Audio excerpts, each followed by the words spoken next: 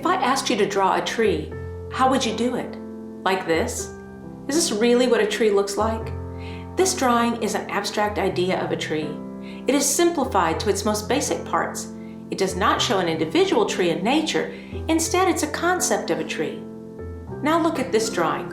This is a realistic representation of a specific tree. We can see all the bark, leaves, and branches. Representational art focuses on details and the reproduction of nature. Is it the details or the basic shapes that express the greatest truth about a tree? This was the question in the mind of a young Dutch artist who had no idea that his artistic answer would change art forever. Today we meet Piet Mondrian, master of abstraction.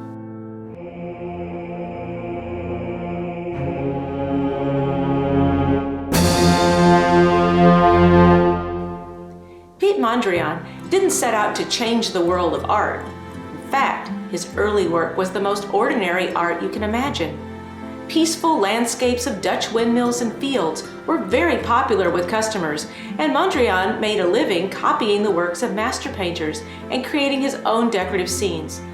Despite his ability to make a living as an artist, Piet was unhappy. Something just wasn't right about the work he was doing. No matter how realistically he reproduced what he saw, he felt it was fake and unnatural. How could he express the true spirit of nature? Not the truth of one field or tree, but a universal truth about all trees and fields. Traveling exhibitions of Cubist works by Picasso and bold expressive works by Vincent van Gogh convinced Mondrian to explore abstraction. To Mondrian, painting was more than art. It was a spiritual experience. Through abstraction, he felt he was rising above reality toward the language of the divine. In this series of works, we can see how Mondrian depicted his favorite subject, a tree, over and over, using increasing amounts of abstraction. First, he explored bold expressive colors. Then he added dark outlines that transformed the tree into a pattern of different shapes. Here he experimented with breaking apart the outline in a cubist style, and finally he arrived at simple lines and colors. Mondrian came to believe that the basic properties of all reality could be expressed best through the use of the three primary colors, red, blue, and yellow, the three primary values, black, gray, and white, and the two primary directions, horizontal and vertical.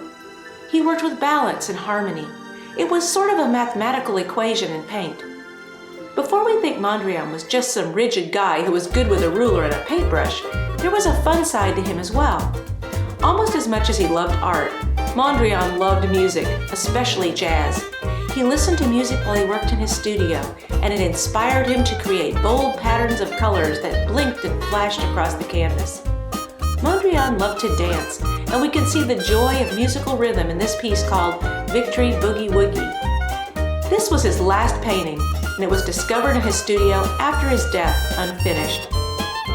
Mondrian lived his life in pursuit of a dream of perfection, the pure abstraction.